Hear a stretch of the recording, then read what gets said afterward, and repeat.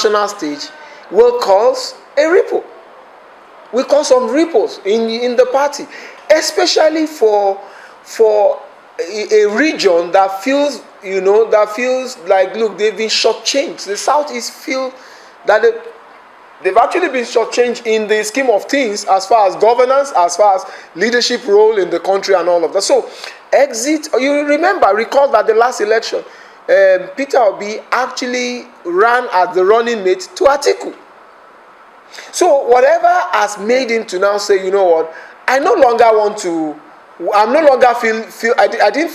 it feels uncomfortable with to stay under the umbrella, because he feels the umbrella was leaking and that the umbrella wasn't going to keep their words, because again, if for instance they have zoned to the south, I bet you Peter Obi won't have left. If the presidential ticket had been so, because you see, these are gentleman agreement. Not even in PDP, it's gone beyond gentleman agreement. It went to the point where we actually have it in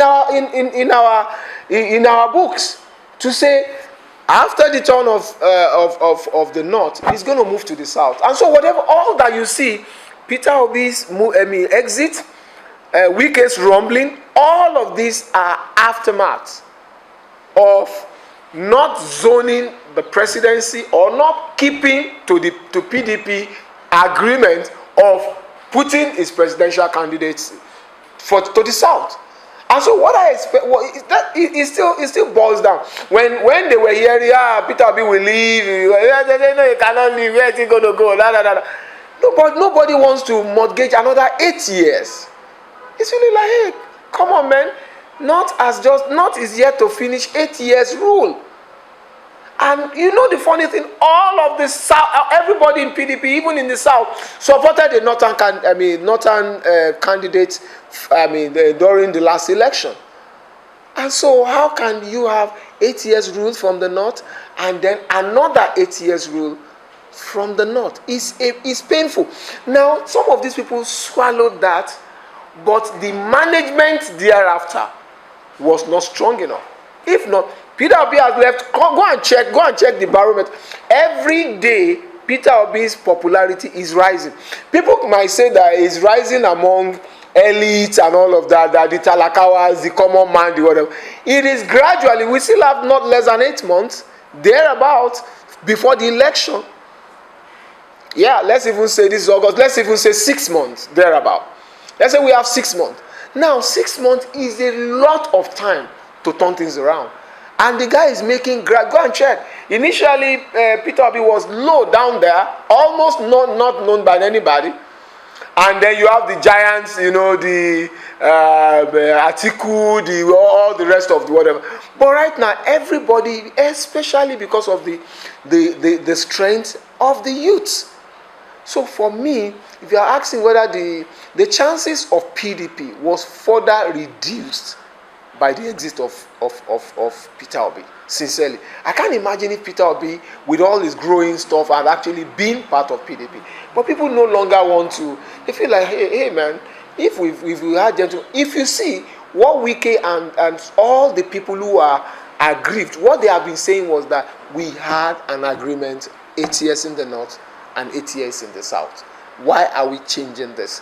So the same thing is just that Peter Obi jumped out of the party on time, because he also knew that he couldn't have gone for the primaries in PDP and still be able to do another place. So he understood the game. So initially he spoke with NNPP top man, the Kwankwaso, for a team up, but he didn't get that. Then he moved on.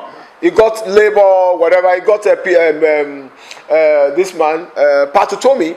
Professor Patutomi stepped down because he was supposed to go for it. He was supposed to be their presidential candidate in Labour Party. But they were able to talk things over, and then he stepped down. And so the guy picked that. So the totality of what we're talking about is that, sincerely, they might be in for a shocker in 2023. Because let me tell you, the group that has the aces of what we're doing in 2023 are the youths. And they are watching all that is happening. oh, this person said, oh, this one cannot be trusted, oh, this one is old, oh, this one is not, this one has issues, this one, all kinds of things. And so, to be very honest, it's going to really be a major, a very keenly contested election, because we have old big guns in the ring, and then we have what you initially called, quote unquote, a Peter Obi would have been an underdog, but I bet you don't take him as an underdog. He can spring surprise. Also, like Kwankwaso, yeah, you can say Kwankwaso is an underdog, but all of those new entrants, so to speak, into the national stage, they can spring surprise. So for me, I don't want to call anybody underdog, because 6 months is a lot of time. It depends on what they do from now. Check anywhere, maybe Peter Obi went to, for instance, Peter Obi, Atiku, what's it called? Shetima, they attended NBA conference the last time, and they spoke. Come and see the reception that Peter Obi got. So you want to call that an underdog? It's at your own peril. If you think that he can't sing, what is it? Don't mind it. What does he know? I see some of the speakers on national TV. They just say, Peter, yeah, don't worry. When the election comes, I'm just laughing. Who knew that NSAS was going to actually? NSAS was almost bringing down this country. Similar thing. The youth have the aces in their hands. It depends on who can appeal to the heart of the youth. Let me also tell us something. Even the youth in the north now, they are waking up to see that, you know what, guys, we've been shortchanged by a number of persons that we have believed in before, to lead us and all of that. So they are the whole thing to just say because you are a known name and all of that. No, they are listening. They are checking. Will this person give us the future that we want? So, and it's a very interesting stage, I have to tell you. For me, I must be honest to you, it's going to be a very keenly contested. And the quicker we put our house in order, the better for us. The more they are delaying, I don't know. I really don't know. I don't know. You've already picked a running mate, and we know that cannot be changed. But there are so many other ways to appease this. Look at, for instance, it was clearly stated by our national chairman that if a presidential candidate from the north emerges, he is willing to resign. But he's not doing that. Some people are now saying, wait after the election. They are saying that no, it is now that the relevance is. Do you know the influence of a national chairman? They are saying, but when you're not going to do that, how can you want it to move ahead?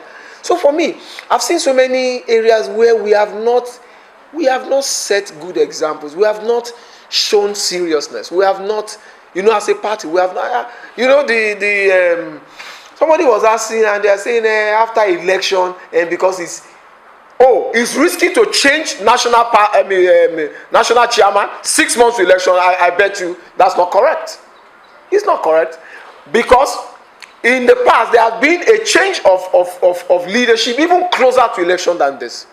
But when people are already now comfortable, him himself said it. Senator Ayu, said, look, if the presidential candidate comes up, I'm willing to resign. Now he's sitting down there, he doesn't want to. And these are some of the requests of those who are agitated. So for me, I think it's a very simple matter, but it will call for a lot of sacrifices. I'll take it back. When we had Alimodu Sheriff challenge, if you see the role, PDP Professionals and Business Group paid, we went to Alimodu Sheriff severally.